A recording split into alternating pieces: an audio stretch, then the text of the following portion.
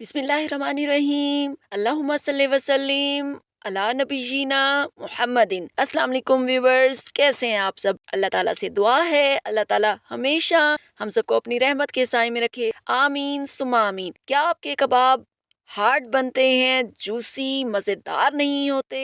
तो मेरी रेसिपी को फॉलो करें, इंशाल्लाह बहुत ही मज़ेदार कबाब आपके बनकर रेडी होंगे। तो बिस्मिल्लाहिर्रहमानिर्रहीम, आइए रेसिपी शुरू करते हैं। इसके लिए सबसे पहले आपने कीमा ले लेना है। यहाँ पर मैं चिकन का कीमा यूज़ कर रही हूँ, आप चाहें तो मटन या बीफ का भी यूज़ कर सकते हैं। साथ ही इसमें मैंने एक रफली प्याज चॉप की हुई शामिल कर दी और हरा धनिया शामिल कर दिया। स्टेम के साथ ही आपने इनको शामिल करना है, इससे बहुत अच्छा फ्लेवर आता है। हाफ टी स्पून नमक शामिल करना है आपने, हाफ टी स्पून कुटी हुई लाल मिर्च शामिल करनी है, हाफ टी स्पून फ्रेश धनिया पाउडर शामिल करना है, हाफ टी स्पून तिक्का मसाला शामिल करना है, हाफ टी स्पून आपने जीरा पाउडर शामिल करना है, 2 अदद हरी मिर्चें शामिल करनी है और अच्छी तरह से आपने सारी चीज़ों को चॉप कर लेना है, पीस लेना है। ये देखिए स्मूथ सा हमारे पास कबाब का मिक्सचर रेडी है। वीडियो कैसी लगी मुझे कमेंट सेक्शन में ज़रूर बताइएगा। वीडियो पसंद आए तो प्लीज़ वीडियो को लाइक और शेयर ज़रूर कीजिएगा।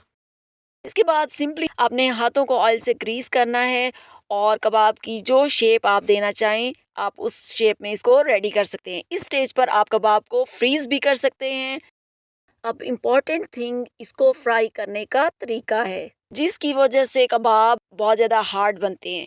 सबसे पहले आपने 3-4 टेबल स्पून ऑयल को आपने हल्का सा गर्म करना है। उसके बाद आपने कबाब इसमें फ्राई करने हैं।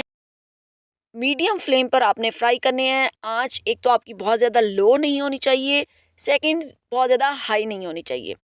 इसके बाद आपने इसको 3 to 4 मिनट्स वन साइड से आपने कुक करना है और 3 to 4 मिनट्स ही आपने दूसरी साइड से इसको कुक करना है, यहाँ तक कि इस पे अच्छा सा कलर भी आ जाए। जो अमूमन गलती हम लोग करते हैं कि अगर इनको प्रेस करते हुए हमें फील होता है कि अभी भी इसमें बहुत ज़्यादा मॉइस्चर है, अभी इसमें पानी है, शायद ये कच्चे होंगे, थोड़ा हम और इनको कुक कर लें। इस वजह से ओवर कुक हो जाते हैं हमारे कबाब और बिल्कुल भी जूसी और मज़े के नहीं लगते। तो आपने इनको ओवर कुक बिल्कुल भी नहीं करना और मेरी रेसिपी को ट्राई कीजिएगा। रेसिपी पसंद आए तो प्लीज़ लाइक और वीडियो को शेयर कीजिएगा और चैनल पर नए हैं तो प्लीज़ चैनल को ज़रूर सब्सक्राइब कीजिएगा।